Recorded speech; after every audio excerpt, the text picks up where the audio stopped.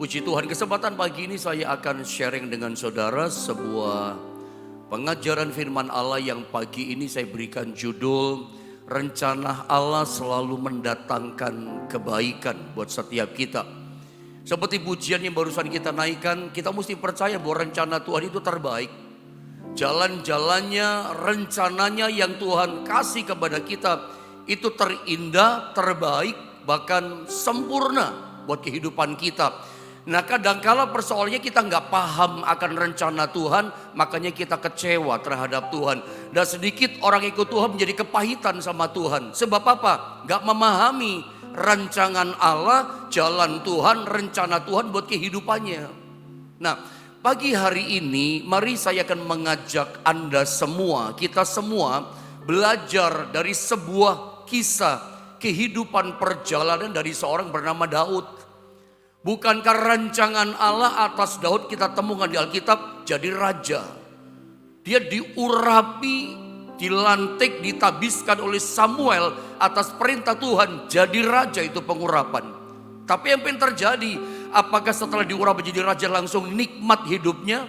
Langsung dia melihat, wah sebentar jadi raja. Justru dia mengalami penurunan. Dia mengalami yang namanya kehidupan yang sangat mengecewakan. Nah, kita belajar kehidupan Daud supaya kita memahami gitu, siap membangun keadaan rohani kita yang di dalam ini, saudara. Kita baca ayatnya dulu saja ya. 1 Samuel pasal 21 ayat 10 sampai ayat yang ke-13, saudara ya. 1 Samuel 21 ayat 10 sampai 13. Kita baca bergantian ayat firman Allah ini ya. Saya baca ayat 10, lalu Anda 11, nanti 13-nya sama-sama kita baca. Ayat 10 begini kata firman Allah. Kemudian bersiaplah Daud dan larilah ia pada hari itu juga dari Saul. Sampailah ia kepada Akhis raja kota Gad. 11 lanjutkan. Pegawai-pegawai Akis berkata kepada tuannya, bukankah ini Daud raja negeri itu? Bukankah tentang dia orang-orang menyanyi berbalas-balasan sambil menari-nari? Demikian Saul mengalahkan beribu-ribu musuh, tetapi Daud berlaksa-laksa.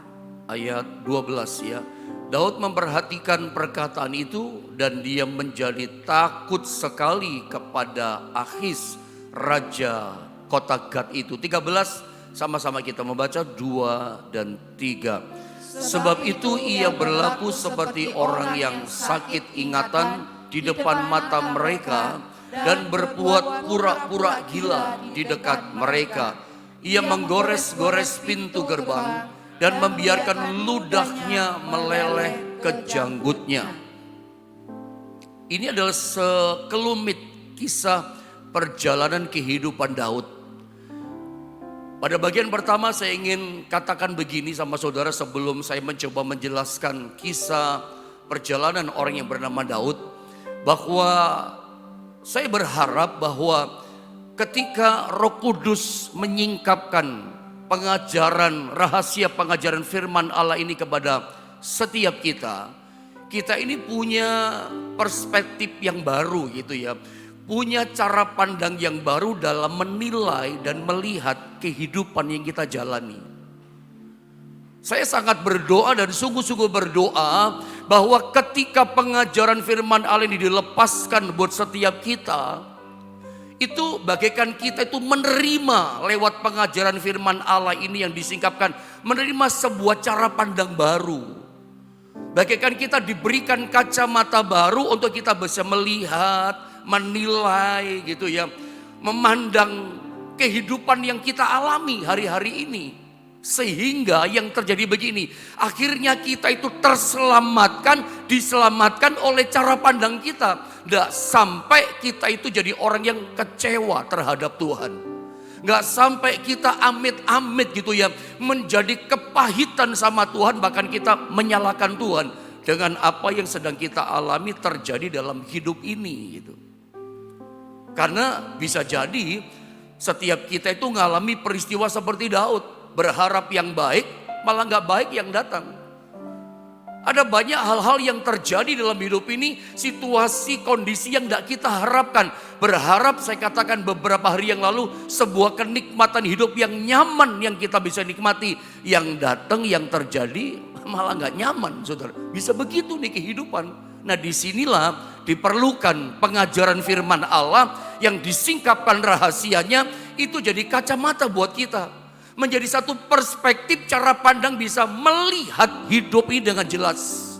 Kita ngerti rencananya, kita ngerti jalannya Tuhan yang dikasih kepada kita.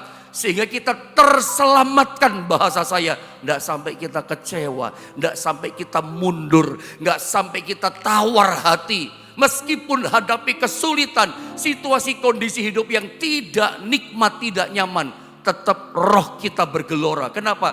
Sudah memiliki cara pandang yang benar akan rencana Tuhan buat kita untuk mendatangkan kebaikan.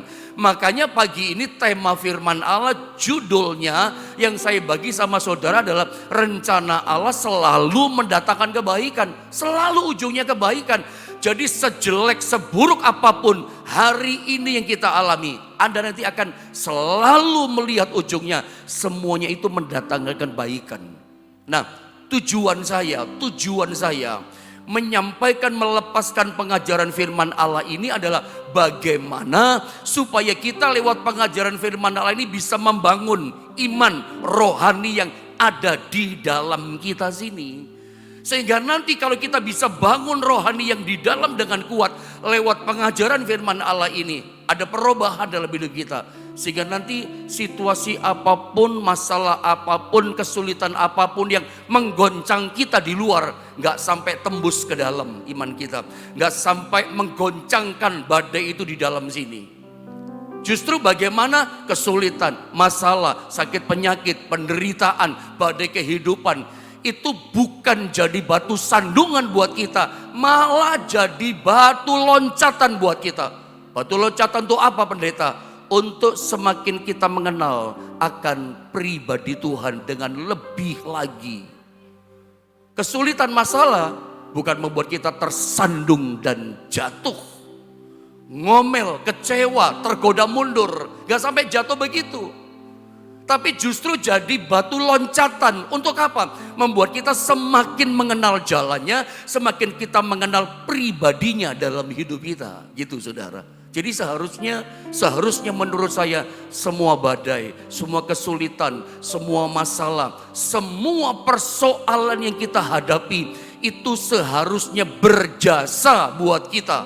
Untuk berjasa apa? Membuat kita semakin mengenal pribadinya Tuhan dalam hidup kita. Semakin mengenal jalannya, semakin mengenal rencananya. Ternyata rencana Tuhan semuanya terbaik ya. Ternyata jalan Tuhan dalam hidupku sempurna ya. Nah, kita lihat dalam kisah kehidupan Daud dalam 1 Samuel 21 sampai dengan ayat yang ke-10 sampai 13. Ayat ini, coba lihat gambar ini, menggambarkan begini. Daud itu mengalami kemunduran dan kemerosotan dalam hidupnya. Dari seorang pahlawan perang yang disegani, kalahkan Goliat. Anda ingat cerita itu? Dari seorang pahlawan perang yang ditakuti jadi orang yang pura-pura gila, menggores-gores pintu gerbang di Filistin, di Gad. Membiarkan air liurnya sampai turun di janggutnya, persis kayak orang gila, hilang ingatan. Ini adalah titik penurunan kemerosotan kehidupan Daud di titik nadir yang paling bawah. Udah pura-pura gila. Karena dia ketika kita tahu ceritanya, mungkin saya cerita sedikit. Jadi kalau kita nanti baca dalam 1 Samuel pasal 16, tadi barusan kita baca 1 Samuel pasal 21. Kalau kita maju di pasal 1 Samuel pasal 16, Tuhan perintahkan Samuel mengurapi anak-anak Isai. Isai kumpulkan semua anak-anaknya, tapi Daud dianaktirikan. Daud itu disepelekan sama bapaknya sendiri, gak masuk hitungan, dipandang sebelah mata nih sama bapaknya. Lu apa sih, lu gembala kambing domba, lu kagak bisa apa-apa gitu kira-kira. Daud itu seperti anak bobok bawang, orang Jawa katakan. Gak ada nilainya di mata keluarganya, menyepelekan dia termasuk si bapaknya. Ketika Nabi Samuel datang, apakah anakmu semua? Ya ini semua katanya. Tapi semuanya ditolak. Abinadab muncul, Syama muncul, Eliab muncul yang pertama, semuanya ditolak. Sampai Samuel berkata, apakah ini anakmu semua? Oh enggak, Nabi, masih ada satu namanya Daud, anak bungsu di padang rumput. Panggil dia, kata Nabi Samuel. Kalau kamu tidak panggil anakmu yang bungsu namanya Daud, aku tidak mau makan semeja sehidangan dengan kamu. Cepat panggil dia. Dipanggil, teng, Daud datang. Tuhan berkata, urapi dia. Ini orang yang berkenan di hatiku. Aku pilih dia. Yang lain aku tolak, aku pilih dia. Diurapi dengan minyak urapan dari tanduk itu. Jadi raja. Ditabiskan, dilantik dengan urapan jadi raja. Daud berpikir, tidak pernah nyangka ya. Itu sesuatu yang tidak pernah timbul di hatinya Daud. Bahasa peribahasa Indonesia berkata, seperti apa itu? Menerima durian runtuh. Ya, tiba-tiba terima berkat yang besar. Nggak pernah timbul di ingatannya, di hatinya. Nggak pernah dia lihat kayak begitu. Gembala kambing domba, orang yang rendah. Cuma 2-3 ekor kok tiba-tiba jadi raja. Dan setelah dia diurapi jadi raja, Daud tiba-tiba jadi orang hebat. Perang lawan Goliat, dia menang. Setelah dia kalahkan Goliat, saudara ya, maka si Raja Saul ajak dan bawa Daud masuk istana raja. Anda tahu cerita itu kan? Saya cuma sekedar mengingatkan cerita ini. Daud berpikir, wah bener ini.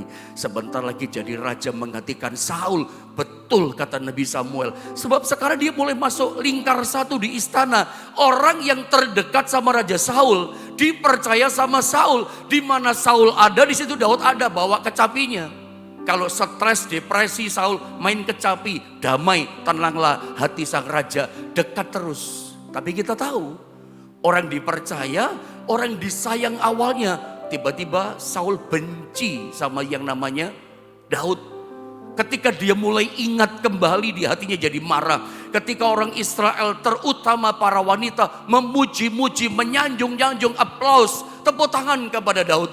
Saul membunuh beribu-ribu orang, tetapi Daud membunuh berpuluh-puluh ribu berlaksa-laksa. Mulai marah, mulai cemburu, mulai dengki, mulai tidak senang dia dengan kesuksesan, keberhasilan daripada Daud. Keirian hatian daripada kedengkian daripada Saul akhirnya membawa Saul ingin berkali-kali membunuh namanya Daud. Dilempar tombak berkali-kali, meleset gak kena. Sampai akhirnya Daud mesti melarikan diri dari istana raja. Tadinya dia berpikir, wah semakin dekat ini, mau jadi raja ini, menggantikan Saul. Tapi ternyata semakin dijauhkan dari kerajaan. Sepertinya menyimpang jauh. Aduh gak bisa jadi raja. Justru dia keluar jauh dari lingkar istana. Sampai lari kemana-mana. Sampai tidak ada tempat yang aman buat Daud menyembunyikan diri. Sembunyi di rumah orang. Orang gak berani melindungi Daud. Taruhannya nyawanya, keluarga orang itu akan dibantai sama sang raja. Saul kejar terus Daud. Lama-lama capek Daud. Lelah jiwanya. Dia berpikir jalan pintas, nyebrang saja ke Filistin. Akhirnya dia membelot, pergi ke kota Gad kepada Raja Akhis. Raja Akhis senang ketemu sama Daud. Tetapi pegawai-pegawai, prajurit-prajuritnya Daud mengenali, bukankah ini yang bunuh pahlawan kita? Ini orang Daud namanya yang bunuh Goliat, jagoan kita. Daud mulai takut. Disitulah dia mulai jatuh imannya. Dia pura-pura gila. Gores-gores pintu gerbang udah kayak orang gak waras. Bahkan dia biarkan air liurnya ngences di sampai yang ada di janggutnya. Saudara lihat, mau jadi raja, rencananya Tuhan, ini seperti malah dijauhkan jauh banget dari istana raja.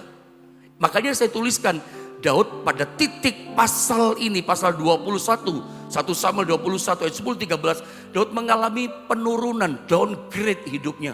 Turun, semakin jauh dari rancangan sepertinya. Tapi ingat, rancangan Tuhan itu sempurna.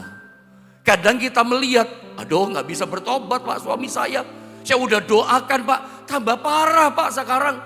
Aduh tambah pulangnya tengah malam pak, pulangnya pagi pak. Aduh tambah gini pak. Kita doakan supaya bertobat suami. Kok tambahnya parah sepertinya. Seperti Daud loh saudara. Tapi percaya gini, rencana Allah itu mengagumkan, sempurna, terbaik buat kita. Bagi kacamata kita, bagi cara pandang kita, ini bagaimana sih rencana Tuhan? Baikkah Tuhan itu? Saya katakan kemarin, mana baiknya Pak? Ini kok makin jauh dari kebaikan, semakin dijauhkan dari istana, malah pura-pura gila. Sudah lihat gambar ini dulu, bahwa sesungguhnya semua orang itu merindukan dan mengupayakan kemajuan, kesuksesan, keberhasilan. Maju rumah tangganya, imannya maju, karakternya, rohaninya, ekonominya, kerjaannya, omsetnya naik, semuanya maju. Ini yang diperjuangkan, diusahakan semua orang. Merindukan, berjuang, dapatkan kemajuan, keberhasilan semakin meningkat. Level up gitu kira-kira. Tapi yang terjadi justru kita mundur. Sebetulnya kita menghindari terjadinya kemunduran. Tapi yang kita lihat malah kemerosotan. Bukan tambah kebaikan, malah kita lihat kok tambah merosot ya. Itu dialami oleh Daud. Kemajuan itu, kesuksesan, keberhasilan, kebaikan, kenikmatan dalam hidup kita itu diperjuangkan semua orang. Semua pengen nyaman Bapak Ibu Saudara. Makanya kita tidak pengen kan tidak nyaman, semuanya pengen nikmat, tidak mau mundur. Nah ketika saya mempersiapkan pengajaran firman Allah ini yang saya coba bagi sama saudara, Tuhan ingatkan lagi-lagi saya satu ayat, Yesaya pasal 55 di ayat 8 dan 9. Ayat ini sering saya pakai, saya ajarkan sama saudara. Tuhan ingatkan saya ayat ini, saya baca ya. Yesaya 55 ayat 8 dan ayat 9. Saya baca begini, sebab rancanganku bukanlah rancanganmu. Rencana kita, Tuhan katakan bukan rencanamu. Tujuan saya menyampaikan ayat ini supaya menyadarkan kita. Sadar, eling kata orang Jawa. Sadar bahwa kita punya rencana itu bukan rencana Tuhan. Kadang-kadang gak sesuai. Rencana kita pengennya, sebentar lagi baik. Tapi rencana Tuhan seperti dibikin mundur kayak Daud, semakin jauh dari istana. Bisa begitu, bisa kebalikannya. Dan kita berpikir, kok tambah gini ya, kok tambah merosot. Lanjut, dan jalanmu kata Tuhan, jalan yang kita pilih bukanlah jalanku kata Tuhan. Kita jalannya maunya yang enak, terus di istana gitu, terus nikmat. Tapi Tuhan katakan, tapi itu bukan jalanku, jalanku gak kayak gitu kata Tuhan. Demikianlah firman Tuhan, seperti tingginya langit dari bumi, ya, demikianlah tingginya jalanku dari jalanmu dan rancanganku dari rancanganmu. Tuhan sudah sadarkan kita, harusnya mengingatkan kita, ini ayat. Kalau saya berkata keras, harusnya ini menemplak kita, plak, sadar, iya ya, rencanaku bukan rencana Tuhan, jalanku yang kupilih bukan jalan Tuhan. Jadi kalau hari ini jangan-jangan peristiwa kemerosotan, kemunduran, jalan buntu, kok belum ada jalan sih, sedang Anda hadapi, coba pakai kacamata firman. Cobalah pakai cara pandang yang Tuhan berikan lewat pengajaran firman Allah ini, pakai dan teropong dengan itu. Lagi buntu, lagi sulit, pandang teropong dengan itu. Kalau itu jalan Tuhan, ujungnya pasti kebaikan. Dan seringkali jalan yang kita pilih kan yang nikmat, gak ada masalah. Gini loh saudara ya, jalan Tuhan itu jangan diartikan jalan-jalan tol, jalan yang tidak ada hambatan, jalan yang tidak ada penundaan, jalan yang tidak ada kesukaran. Gak seperti itu. Makanya kalau ada, kenapa sih banyak orang Kristen kecewa ketika mengalami, mana sih rencana Tuhan katanya kebaikan. Persoalannya di sini menurut saya, kita seringkali justru yang kita pertahankan itu jalan kita. Mestinya gini, kita tidak mau ikut jalannya Tuhan. Jalannya Tuhan kita buang. Rencana Tuhan yang terbaik sebetulnya, rencana Tuhan yang kita yakini sempurna, kita abaikan. Kita tiadakan, kita perjuangkan, pertahankan jalannya kita, rencana kita, planning kita pertahankan. Perspektif kita yang luas kita pertahankan. Ini yang terbaik kok, ini yang the best kok. Aku udah belajar, aku udah sekolah, pendeta sih gak ngerti. Ini planning yang terbaik. Kita pertahankan planningnya kita. Kita pertahankan perspektifnya kita, jalan kita. Maka tidak heran kita ngebentur tembok yang keras, lalu kita kepahitan. Kita nyerang Tuhan, kita jadikan Tuhan sasaran tembak kita. Kok gini sih Tuhan, katanya kebaikan, kok malah ngalami gini.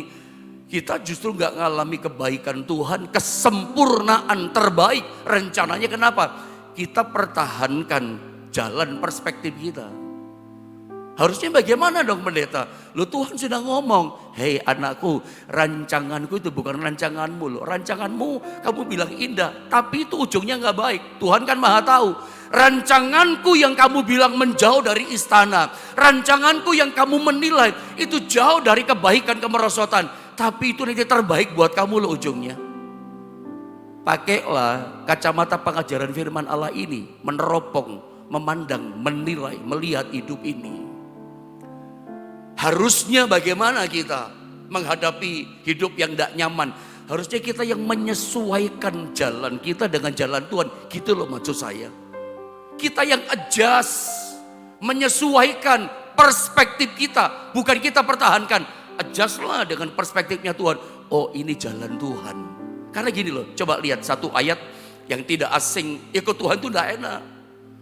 Dari awal Tuhan udah kasih syarat di depan. Di tiang pancang, truk syaratnya. Lukas 9:23, saya menyebutnya, saya memberi nama, ini adalah syarat ikut Tuhan. Syarat yang pertama. Kalau kita nggak lolos ujian di syarat pertama, kita udah menolak syarat pertama ikut Tuhan ini, nggak bisa kita ikut Tuhan. Kita baru bisa disebut pengikut Tuhan ketika kita sudah memenuhi syarat pertama ini. Syaratnya apa? Saya baca Lukas 9:23, lihat ya. Katanya kepada mereka semua, setiap orang yang mau mengikut aku. Setiap orang berarti berlaku buat semua kita, termasuk Anda dan saya. Ya, dikatakan iya, syarat pertama harus menyangkal dirinya, memikul salibnya setiap hari, bukan setiap tahun, setiap minggu, setiap hari, dan baru apa? Mengikut aku, kata Tuhan. Saya tulis besar, Tuhan Yesus itu pribadi yang super duper jujur. Tuhan tidak pernah kayak dikasih permen yang manis di depan. Ayo kalau kamu ikut aku nanti kamu berhasil. Karena jujur saja ya, harapan dari banyak orang Kristen ikut Tuhan motivasinya supaya berhasil, supaya nyaman, supaya nikmat hidupnya, tidak ada hambatan, semuanya indah. Itu ada banyak motivasi banyak orang ikut Tuhan. Ternyata Tuhan kasih syarat, kamu ikut aku jalannya bukan jalan tol, bukan nyaman, tidak enak. Apa yang tidak enaknya? Jalannya sempit, bukan jalan lebar. Jalannya adalah menyangkal diri, pikul salib, baru kamu ikut aku. Kita mesti paham dulu, yang namanya jalan Tuhan itu kayak begini. Yang namanya rencananya Tuhan, rancangannya Tuhan yang mendatangkan ujungnya kebaikan.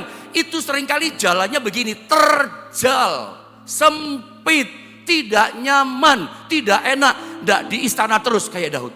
Udah dekat sama raja, Daud berpikir, wah betul sebentar lagi aku menghentikan Saul. Ternyata tiba-tiba dibikin jauh, sampai pergi ke Filistin.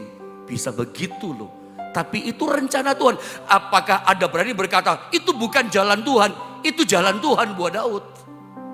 Makanya saya katakan ketika kita mengalami yang namanya jalan yang tidak nyaman, yang terjal, menyangkal diri, tetap pikul salib, tidak tawar hati, tetap percaya, tidak tergoda bersungut-sungut, Anda akan mengalami kebaikan loh itu. Semua kesulitan, jalan tertutup yang tidak nyaman, itu bukan jadi batu sandungan membuat kita jatuh kehilangan iman, tapi justru jadi batu loncatan buat kita. Untuk apa? Semakin mengenal pribadinya. Masalah yang tidak enak, yang tidak nyaman harusnya berjasa buat kita. Semakin tahu pribadinya, semakin mengenal rencananya, semakin ngerti, oh jalan Tuhan gini. Dengan berjalannya waktu seperti saya dan Anda makin ikut Tuhan, makin ngerti rencananya. Makin paham, oh ini ya rencana Tuhan. Jadi kita kalau punya aku punya kacamata baru ini enak. Nggak gampang ngomel, nggak gampang putus asa, nggak gampang kehilangan iman. Semua yang terjadi di luar kita nggak sampai memengaruhi yang di dalam iman kita. Semuanya bisa kita eliminasi. Ya, kenapa? Karena udah ngerti, oh ini rencana Tuhan. Semakin kenal pribadinya, semakin kenal rencananya. Dan itu yang Tuhan mau. Sehingga kekristenan kita, pengikutan kita kepada Tuhan bukan dari kata orang. Kata orang, Yesus itu luar biasa. Tapi kita ngalami secara pribadi, Yesus itu luar biasa buat kita. Bukan cuma ngomong toh. Tapi kita ngalami, Yesus itu penyembuh Kita ngalami kuasa kesembuhannya. Bukan dari cerita orang atau dari pendeta lain. Bukan dari cerita, oh Yesus tuh kasih jalan keluar loh. Dia betul-betul memulihkan.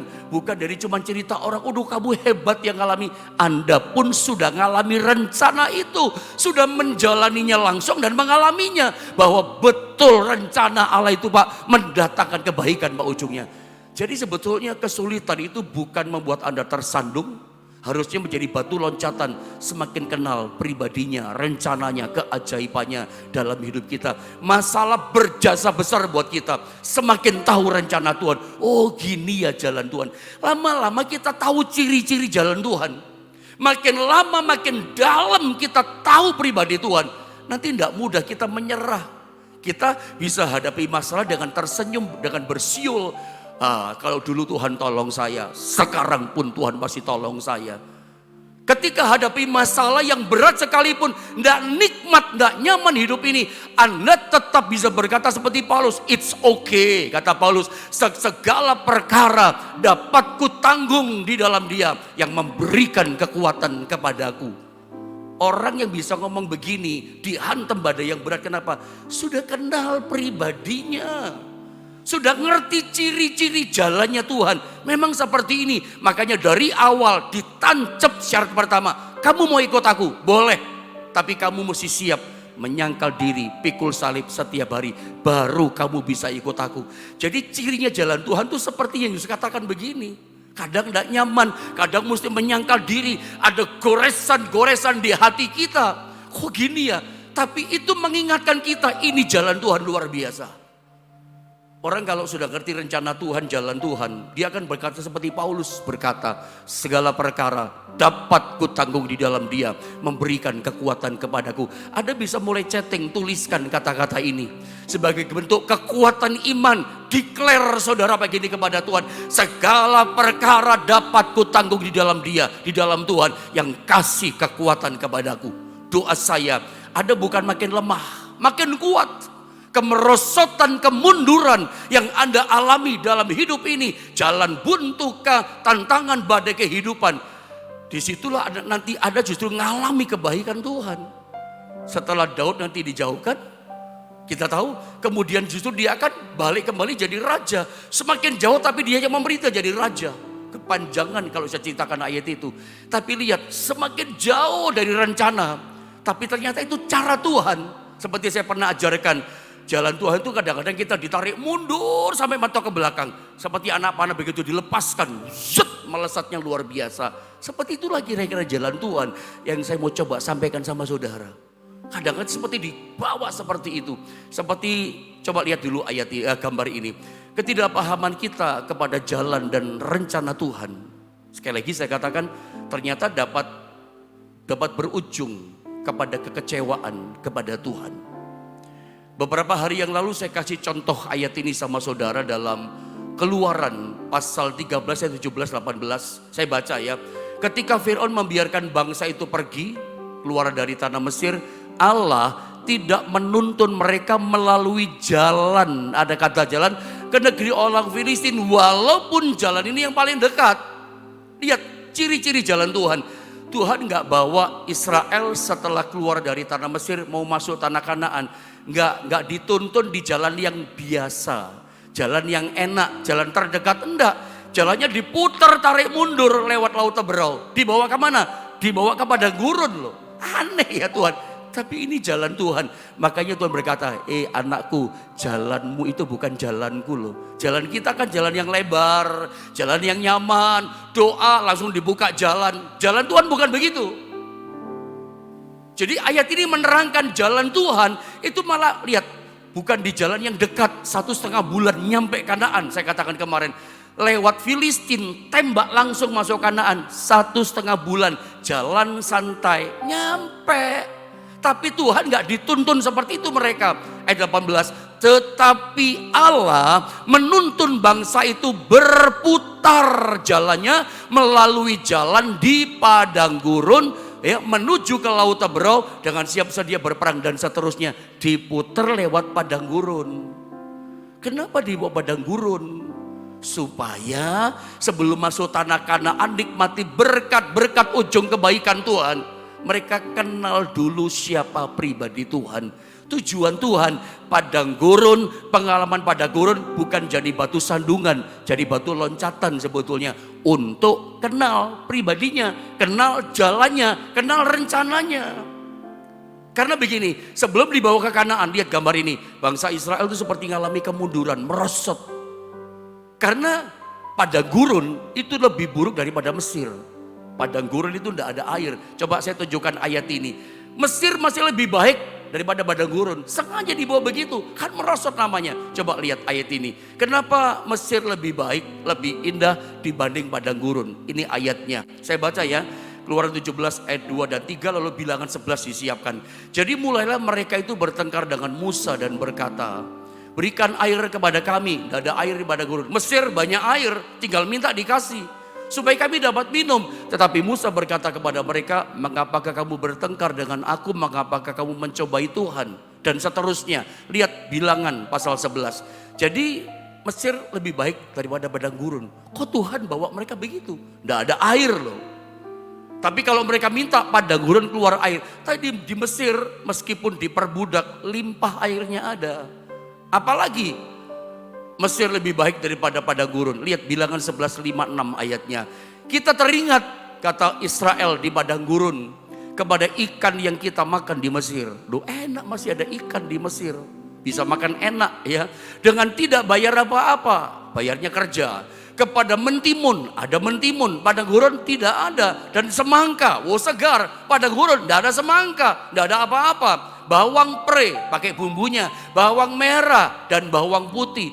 Ini ada, mereka rindu. Di sana lebih enak, makanannya enak. Air ada, semua ada, semangka ada. Dan seterusnya. Tetapi sekarang di padang gurun ini, kita kurus kering. Tidak ada sesuatu apapun kecuali mana ini saja yang kita lihat. Lihat Israel.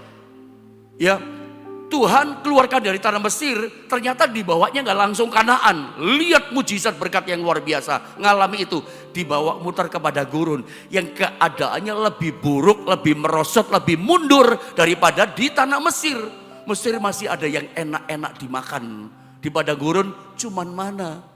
Sampai ngomel, sampai kurus kering kami di sini. Padahal tidak begitu. Tapi ini menggambarkan kata-kata mereka, susah di sini, padang gurun tidak enak di sini, masih enak di Mesir kata mereka.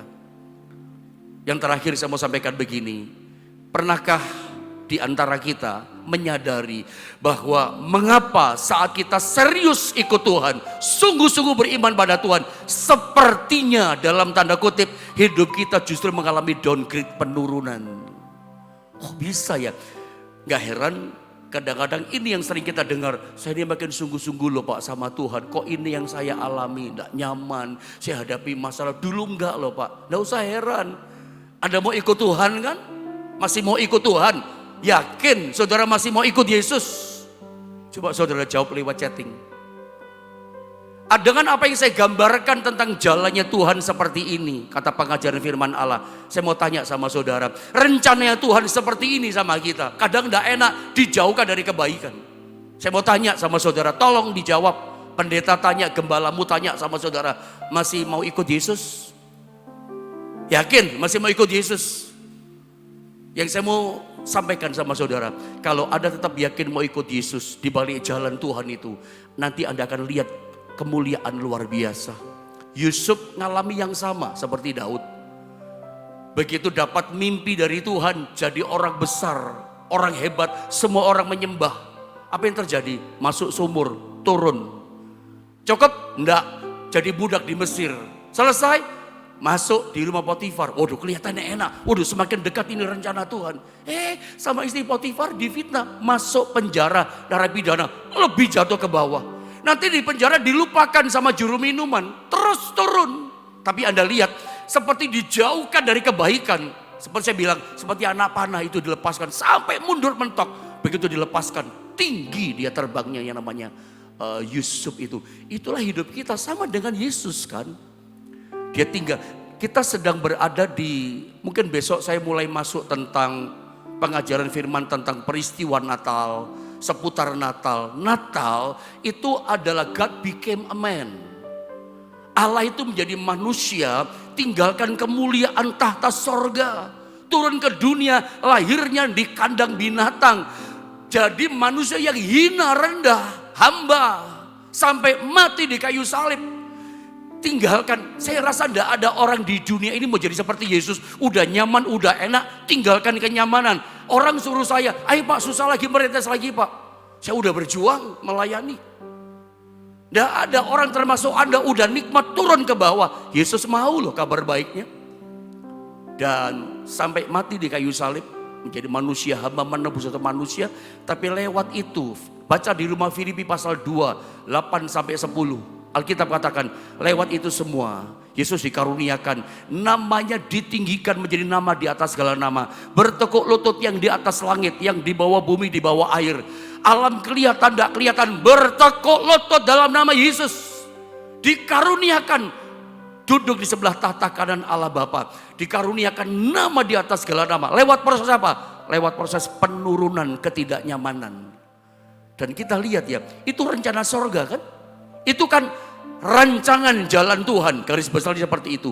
Saya berharap dengan cara pandang pengajaran firman Allah ini menyelamatkan setiap kita. Tidak sampai kita ngomel. Tidak ada lagi yang kecewa sama Tuhan ya. Justru Anda harus bersyukur pagi ini. Terima kasih Tuhan, aku boleh dengar firman-Mu. Tuhan ingatkan saya, sadarkan saya. Saya tidak boleh ngomel. Dengan apa yang saya hadapi, ini jalan Tuhan. Semakin aku mengenal pribadi-Mu dan dibawa di ujungnya mengalami rencana Allah yang mendatangkan kebaikan buat setiap kita. Doa saya, Tuhan kuatkan kita, Tuhan tolong kita. Rancangannya indah, baik jadi sama saudara.